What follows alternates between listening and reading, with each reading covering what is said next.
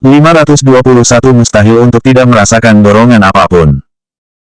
Yan Jingyi melirik ke arah sofa yang berada di dekat teras kapal, berpikir jika berbaring di sana sendirian adalah hal yang tepat untuk sekarang. Dia memutar matanya dan dengan cepat berlari ke arah tempat tidur, membuka selimut dan berbaring di sana. Ia lalu menatap Huo Zixuan yang masih berdiri di posisinya. Tempat ini sudah menjadi milikku, Tuan Huo bisa tidur di sofa malam ini. Tanpa mengatakan apapun, Huo Zixuan berjalan ke sofa dan mulai membuka laptopnya untuk bekerja. Sekarang baru jam 11 malam. Sambil mengeluk selimutnya, Yan Jingyi berguling-guling di tempat tidur. Dia tidak bisa tidur karena otaknya terus berputar. Siapa orang asing tadi? Penjual obat-obatan terlarang, kata Huo Zixuan pelan, sementara matanya masih tertuju pada layar laptop. Kamu tidak menjual narkoba, tapi kenapa dia mau bekerja sama denganmu? Huo Zixuan mendongak, kemudian menatapnya penuh arti, itu terjadi karena aku tidak sengaja menghancurkan bisnisnya. Dengan itu, Huo Zixuan menopang dagunya dengan satu tangan. Jari-jarinya yang ramping terlihat sangat indah, kebetulan bisnisnya kotor dan sedang diselidiki. Apapun yang kamu katakan, aku rasa kamu melakukannya dengan sengaja. Tidak heran aku dilibatkan di sini. Kamu sudah memotong mata pencaharian orang. Yan Jingyi mendadak merasa kesal, bukankah para pengawal kalian sering melakukan beberapa tugas? Apakah ada masalah yang berurusan dengan bajak laut dan harus diselesaikan dengan kekerasan? Bawa aku bersama kalian saja, ya. Istriku, kamu terlalu berpikir jauh. Sekarang masyarakat kita sangat harmonis. Harmonis pantatmu. Yan Jingyi pun mengatupkan bibirnya. Dia kemudian berbalik membelakangi Huo Zixuan. Lupakan saja, lebih baik aku memulai bisnisku sendiri. Dalam benaknya, dia sudah mulai memikirkan bisnis apa saja yang akan dia lakukan untuk menghasilkan uang begitu pembangunan benteng Heiyun selesai. Yan Jingyi terus memikirkannya hingga dia tidak bisa menahan kantuknya dan jatuh tertidur. Mendengar suara napasnya yang sudah teratur, Huo Zixuan pun menutup laptopnya. Dia kemudian bangkit, menatapnya sebentar, melepas jas, lalu berbaring di samping Yan Jingyi. Yan Jingyi tidak bisa tidur dengan tenang, dan Huo Zixuan sudah lama tahu itu. Saat ini, Yan Jingyi tiba-tiba berbalik dan menariknya seperti gurita. Mustahil baginya untuk tidak merasakan dorongan apapun di saat ada wanita cantik berada dalam pelukannya. Huo Zixuan melipat bibirnya, tangannya terkepal, ia menatap puncak rambut Yan Jingyi. Rambutnya sangat wangi, membuat Huo Zixuan jadi sedikit terganggu. Ini adalah tidur yang sangat nyaman bagi Yan Jingyi. Begitu dia membuka mata, dia melihat wajah tampan seseorang yang sudah berjarak begitu dekat dengannya. Yan Jingyi tertegun sejenak, ia menunduk, dan menemukan dirinya yang sedang berbaring di atas tubuh Huo Zixuan. Pipi Huo Zixuan sudah agak merona, sementara napasnya memburu cepat. Yan Jingyi buru-buru duduk dan menarik pijamannya, menyebabkan Huo Zixuan juga ikut terbangun. Pria itu membuka matanya, tatapannya tampak kesal. Mungkin karena baru bangun tidur, jadi suaranya terdengar serak, istriku, kamu sudah bangun. Yan Jingyi merasa sedikit malu, bukankah kamu seharusnya tidur di sofa? Tidak ada selimut. Baru pada saat inilah Yan Jingyi menyadari jika hanya ada satu selimut di kamar ini. Hari sudah sore saat keduanya turun dari kapal. Asisten Wen datang menjemput mereka dengan mobil khusus. Yan Jingyi memandangi dua tas yang sedang dibawa Huo Zixuan, apa kamu membawaku ke sini hanya untuk acara lelang? Anggap saja sebagai kencan. Kencan. Aku hampir diculik dan kamu hanya menghabiskan banyak uang, apa ini juga disebut kencan? Mengingat kalung seharga 10 juta kemarin, Yan Jingyi mulai sakit hati lagi. Apa kamu akan langsung pulang sekarang? Sambil menatap Huo Zixuan yang duduk di sebelahnya, Yan Jingyi menjawab, tidak, aku akan pergi untuk menghasilkan uang. 10 juta? Berapa lama waktu yang dibutuhkan untuk mendapatkannya kembali? Huo Zixuan tersenyum tipis dan berkata dengan penuh kasih sayang, oke, aku akan mengantar istriku untuk menghasilkan uang. Setibanya di studio Tao Wei, pria itu menyambut Yan Jingyi dengan wajah sedih. Jingyi, akhirnya kamu datang juga. Apakah kita sudah menyinggung grup Bai, karena semua aktor yang ingin kita undang direbut oleh grup Bai. 522 semua orang memiliki potensi. Melihat betapa cemasnya Tao Wei, Yan Jingyi kadi merasa sedikit bersalah. Dia mengangkat tangan dan mengusap ujung hidungnya, mungkin ini ulah Keying. Keying lama di luar negeri, jadi dia tidak akan peduli dengan kita, dan, mendadak terpikirkan sesuatu, Tao Wei pun menatap Yan Jingyi, mungkin memang begitu. Wanita yang ada di depanku ini cukup brutal. Kemungkinan besar dia menyinggung Keying di perusahaan. Seperti yang semua orang tahu, Keying dan Nona Muda Bai adalah teman dekat, masuk akal jika dia menghasut keluarga Bai untuk merebut semua sumber daya kru mereka. Begini saja, Jingyi, mintalah bantuan Nyonya Muda kedua. Kamu memiliki hubungan yang baik dengan Nyonya Muda kedua, dia pasti bersedia berkompromi dengan keluarga Bai. Itu masalahnya. Sutradara Tao, Yan Jingyi menepuk-nepuk bahu Tao Wei sambil berkata meyakinkan, kita akan membuat film bergenre realistis. Kamu ingin hal yang nyata. Pergilah ke pedesaan dan rekam petani sungguhan. Meskipun kedengarannya agak tidak masuk akal, tapi rasanya benar juga. Bagaimana para petani itu bisa berakting? Mungkin saja kalau mereka hanya menjadi pemain figuran, tapi... Yan Jingyi membalas, semua orang memiliki potensi. Salah satu aktor ternama lahir dari keluarga petani, tapi lihatlah berapa banyak orang yang dibuat jatuh hati dengan kemampuan aktingnya. Oke, aku akan memilih untuk mempercayainya kali ini. Tapi, tim pasca produksi terkemuka yang dipekerjakan oleh Nyonya Muda kedua mungkin akan merasa dirugikan. Apa mereka akan memutuskan berhenti tiba-tiba? Tao Wei merasa gamang, tapi Yan Jingyi sudah bersiap-siap dengan senang hati.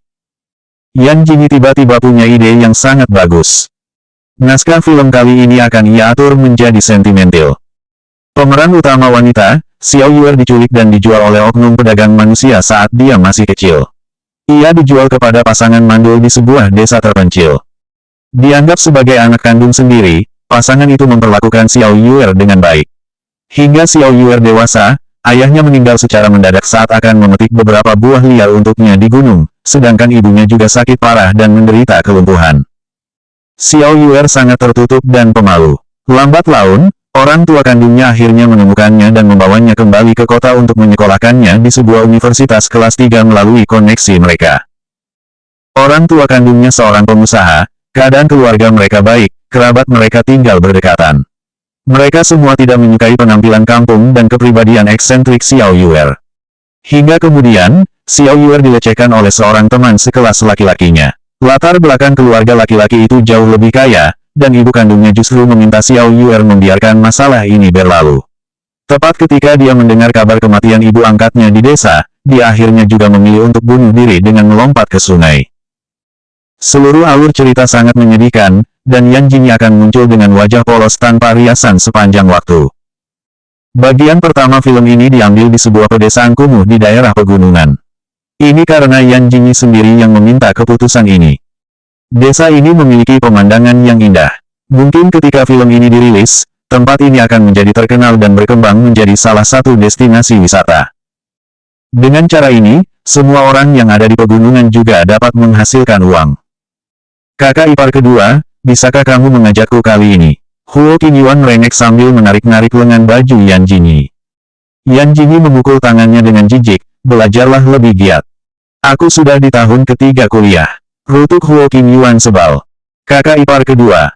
Yan Jingyi menjadi sedikit tidak sabar, Huo Zixing, bawa adikmu pergi. Huo Zixing juga merasa Huo Qingyuan sedikit berlebihan. Itu tidak seperti dia akan pergi selamanya, Yan Jingyi hanya akan pergi syuting.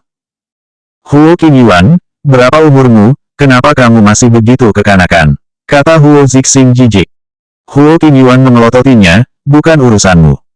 Yan Jingyi tak lupa mengucapkan selamat ulang tahun pada Shen yang sebelumnya. Ini hanya ulang tahun, tidak apa-apa, kita bisa merayakannya bersama tahun depan. Kebetulan, aku juga akan pergi ke negara N sore ini. Shen Yan tersenyum, dia akan meninggalkan pria itu, dan pergi sejauh mungkin darinya. 523 aku akan menghajarnya untukmu. Kakak ipar pertama, kenapa kamu tidak ikut denganku saja? Telinga Huo Qingyuan menajam begitu mendengar kalimat tersebut. Ia membembungkan pipinya seraya mendengus dingin, kakak ipar kedua selalu memperlakukanku secara berbeda. Nikmati syutingmu, kebetulan ada beberapa pesanan eksklusif, jadi aku harus menemui beberapa pelanggan kali ini. Yan Jingyi mengangguk dan melambai pada Shen Yan dengan berat hati. Huo Zixing sedang di kantor, sedangkan Huo Chengyu berjaga di laboratoriumnya, jadi Yan Jingyi hanya berpamitan kepada mereka bertiga. Sebelum pergi, dia menatap Huo Zixing penuh arti. Menyebabkan kulit kepala Huo Zixing tiba-tiba terasa kebas. Kakak ipar kedua, kenapa kamu menatapku begitu? Aku merasa kamu cukup imut. Begitu sampai di bandara, Tan Sangsang langsung bergegas mendekatinya dengan membawa satu koper besar di satu tangan dan Mumu di tangan lainnya. Melihat Yan Jingyi, Mumu pun segera memeluk pahanya dengan riang. Bibi, kita bertemu lagi. Bibi, kamu semakin cantik saja. Yan Jingyi menyeringai lucu seraya mencubit pipi Mumu. Anak ini masih sangat imut. Apalagi Mumu adalah anak bermulut manis. Ketika Tao Wei melihat Mumu, kesan pertamanya adalah anak itu sangat lucu. Yang kedua, Jingyi, dia anak laki-laki. Yang kita butuhkan adalah anak perempuan. Yan Jingyi mengangguk serius, ya, kita memang butuh anak perempuan. Lalu kamu, bukankah kita hanya perlu mendandaninya seperti perempuan? Setelah mengatakan itu, Yan Jingyi melirik Tao Wei jijik. Sementara Tao Wei tersedak, tetapi tidak membantah. Mumu memiliki fitur wajah yang sangat lembut. Mulut dan matanya sama menawannya seperti Huo Zixing. Jingyi, demi kamu, aku secara khusus meminta cuti beberapa hari di kantor surat kabar. Pria yang menjadi teman kencanku mungkin tahu jika dirinya tidak memiliki harapan untuk mengejarmu, jadi dia selalu datang untuk menggangguku. Dia bahkan datang ke rumah kami. Menakutkan sekali. Yan Jingyi menenangkannya, saat pulang nanti, aku akan menghajarnya untukmu. Aku yakin dia akan anteng setelah itu. Desa itu sangat jauh. Setelah turun dari pesawat, mereka harus berganti naik kereta api selama lebih dari 4 jam untuk sampai di tempat tujuan. Sangat jauh dari perkotaan, tapi tempatnya sangat indah. Kabarnya, saat mendengar akan ada kru yang datang untuk membuat film, penduduk desa mulai membersihkan desa sejak lama, dan mengosongkan beberapa rumah untuk ditinggali oleh para kru. Tempat ini sangat indah, tampaknya ini bisa menjadi pilihan terbaik untuk menjadi tempat menikmati masa tua setelah pensiun nanti. Tan Sangsang yang berada di belakang Yan Jingyi pun tak berhenti mendesah sejak tadi. Yan Jingyi sudah melihat banyak tempat seperti ini, dia sudah pernah menjalani hidup tanpa listrik maupun internet sangat lama, dan sekarang, dia masih lebih suka kehidupan kota yang bising. Sutradara Tao, lihat ini adalah cucuku. Dia duduk di bangku SMA daerah. Apakah dia cocok untuk menjadi aktor utamanya? Ini putraku. Dia sangat tampan setelah didandani. Putraku akan lebih cocok untuk menjadi aktor utama. Aku tidak butuh berperan sebagai aktor utama, cukup beri aku kesempatan untuk muncul di TV saja. Sesaat setelah kru bersih-bersih, penduduk desa mulai datang dan memperkenalkan diri. Tao Wei sedikit dilema, jangan khawatir, kami memiliki guru khusus untuk mengajari kalian beberapa pengetahuan akting dasar, kami masih belum memiliki peran khusus untuk kalian. Bayaran seluruh penduduk desa bahkan tidak sebanyak pemeran pendukung pria ataupun wanita pada umumnya. Ide Yan Jingyi ini memang benar-benar menghemat biaya, hanya saja. Tao Wei memandangi semua orang dengan penampilan ala kadarnya di depannya. Lupakan saja, ini cukup bagus juga. Kali ini, Mumu berperan sebagai Xiao Yuer kecil. Ketika Tao Wei bertanya pada Yan Jingyi apakah dia punya kenalan seorang anak kecil untuk memerankan peran tersebut, yang pertama kali muncul dalam pikiran Yan Jingyi adalah Mumu. Dulu, Tan Sangan sangat ingin punya seorang putri. Dia bahkan menunjukkan pada Yan Jingyi foto-foto Mumu yang mengenakan pakaian perempuan saat usianya masih 2 tahun. Hanya baru-baru ini, nenek Mumu memaksa Tan Sangsang untuk mendandani Mumu sebagaimana mestinya agar tidak berdampak pada orientasi seksualnya nanti. 524 Huo Zixing punya kisah yang memalukan. Yang paling mengejutkan Yan Jingyi adalah Mumu yang langsung setuju tanpa mengucapkan sepatah kata pun saat dia memintanya untuk memainkan peran sebagai seorang anak perempuan. Yan Jingyi semakin yakin jika Mumu adalah putra Huo Zixing. Huo Zixing punya kisah yang memalukan, Huo Qingyuan yang menceritakannya pada Yan Jingyi. Saat masih kecil, Huo Zixing menyukai gaun putri milik Huo Qingyuan, dia bahkan berebutan dengan Huo Qingyuan untuk memakainya. Pada akhirnya, para kru memilih pria yang paling tampan dari beberapa pemuda. Faktanya, Yan Jingyi lah yang memilihnya berdasarkan standar ketampanan yang ia miliki sendiri. Syuting film pun dimulai. Adegan pertama dimulai dengan Mumu. Dia mengenakan wig panjang yang menutupi telinganya, memakai gaun putri cantik serta ransel kartun di punggungnya. Ini adalah adegan ketika Xiao Yuer cilik diculik dan dijual ke desa. Dia sangat imut, Pakaiannya juga bagus, jadi orang-orang di desa berdatangan untuk melihat. Tao Wei bersikap sangat tegas terhadap aktor lain, sebaliknya, dia sangat sabar saat berhadapan dengan Mumu. Dia dengan sabar terus membimbing Mumu selama syuting. Yan Jingyi duduk di bangku pendek dengan tubuh yang terbalut jaket sambil memegang cangkir termos, sementara Tan Sang Snak sedang berdiri di sampingnya sambil terus mengambil foto menggunakan kamera ponsel. Sayangnya dia masih kecil, kalau tidak, dia akan menjadi kandidat aktor utama terbaik. Yan Jingyi berkomentar sambil meneguk airnya. Tan Sang Sang merasa bangga, Mumu kita akan selalu menjadi objek perhatian kemanapun dia pergi. Ibu-ibu di taman kanak-kanak bahkan ingin menikahkan anak mereka dengan putraku saat dewasa nanti. Menikahkan. Yan Jingyi tiba-tiba mengerling genit pada Tan Sang Sang sambil berkata, sebenarnya, aku bisa menunggu sampai putramu dewasa. Tidak bisa. Tan Sang Sang buru-buru membantah, Jingyi, kamu sudah menikah, dan Tuan Huo bahkan lebih hebat dari Mumu. Tidak masalah, jika kamu khawatir tentang hubunganku dengan Huo Xishen, aku bisa menceraikannya. Tan Sang Sang tiba-tiba merasa jika yang harus ia khawatirkan bukanlah Yan Jingyi, melainkan Huo Xishen. Waktu itu, saat dia mendengar Yan Jingyi menikah dengan salah satu anggota keluarga Huo, dia khawatir mereka akan mengganggunya. Tapi sekarang tampaknya, bagaimanapun juga, Mumu masihlah anak-anak, jadi dia tidak mendapatkan banyak adegan. Meskipun begitu, syuting untuk adegannya yang hanya akan berdurasi selama 5 atau menit dalam keseluruhan film, tetap membutuhkan beberapa hari untuk dirampungkan. Karena hanya mengajukan izin selama seminggu di taman kanak-kanak, Tan Sang Sang pun segera membawa Mumu kembali ke Senjing. Sambil berdiri di gapura masuk desa, Yan Jingyi melambaikan tangan kepada keduanya dengan enggan. Bahkan tidak ada wifi di daerah pedalaman ini, sebelumnya masih ada teman yang bisa diajak bicara, tapi sekarang Yan Jingyi akan benar-benar kesepian. Bibi, jangan khawatir, Mumu pasti akan merindukanmu di rumah. Anak-anak, terutama yang seperti Mumu, sebenarnya sangat lucu.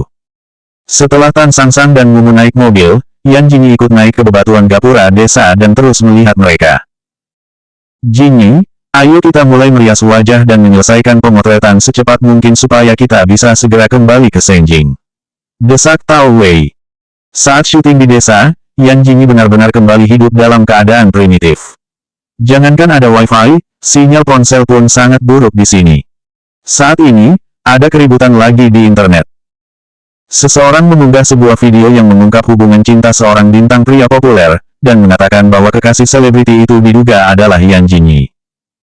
Foto itu diambil saat malam hari, wanita itu pun kebetulan memakai pakaian dengan gaya yang sama dengan Yan Jingyi. Penggemar bintang pria ini seperti racun, mereka merasa tidak akan ada wanita di dunia ini yang layak untuk idola mereka. Tolong jangan bawa-bawa nama Kak Jinku. Kak Jin sedang syuting di pedalaman dan tidak punya waktu untuk jatuh cinta.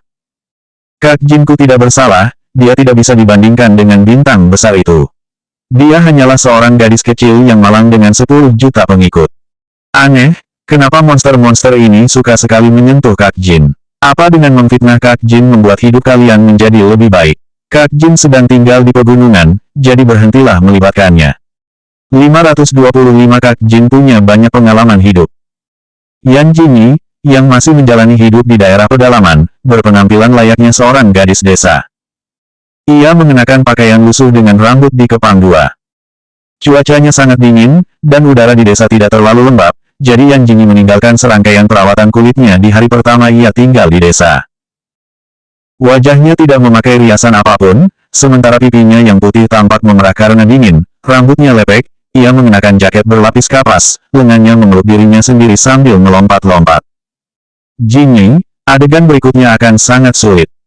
Yan Jingyi memberi kesan pada Tao Wei bahwa dirinya arogan sekaligus kompeten dan cepat belajar. Sayangnya, Tao Wei selalu gelisah dan tidak tahan dengan kesulitan. Kali ini, pikirannya berubah lagi tentang Yan Jingyi. Bintang wanita sangat memperhatikan penampilan mereka, kebanyakan dari mereka bahkan membawa seorang ahli kecantikan profesional untuk merawat kulit mereka selama datang ke tempat-tempat tertentu. Sedangkan, Yan Jingyi bahkan tidak memiliki asisten maupun manajer. Dia juga tidak mau merias wajahnya dan melakukan perawatan. Saat ini dia masih terlihat cantik, tetapi wajahnya yang memerah dengan bibir yang pecah-pecah, ditambah dengan setiap gerak-geriknya, dia benar-benar terlihat seperti gadis desa. Tadi malam hujan, jadi jalan di gunung sangat buruk hari ini. Kalau tidak, kita bisa syuting adegan ini saat cuaca cerah. Melihat penampilan Yan Jingyi saat ini, kepala desa tak kuasa kembali teringat dengan penampilannya saat pertama kali masuk desa yang amat sangat berbeda.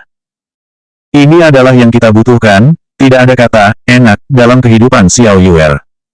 Dia memimpin pergi ke pegunungan. Jalan ini masih bagus. Dulu, dia dan para anak buahnya bahkan melintasi gunung dan sungai dengan jalan yang lebih buruk dan berlumpur dari ini. Kita bisa mulai syuting, kata Tao Wei seraya memberi isyarat. Hari ini adalah adegan pertemuan pemeran utama pria dan wanita. Xiao Yuer terjatuh saat tengah mencari sayuran di gunung. Zhang Mintian yang kebetulan melihatnya pun memutuskan untuk membawanya pulang. Karakter Zhang Mintian diperankan oleh keponakan kepala desa yang nama aslinya juga Zhang Mintian.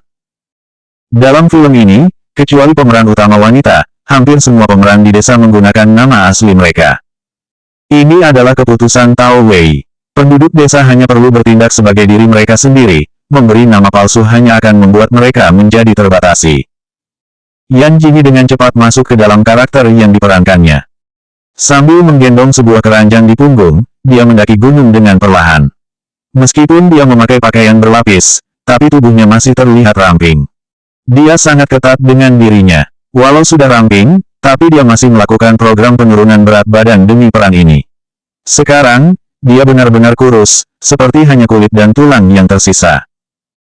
Dia tidak terlihat cantik dan segar seperti yang ada di layar kaca sebelumnya. Yan Jingyi yang sekarang adalah Xiao Yuer kecil yang malang dan lemah, yang menderita selama hidupnya.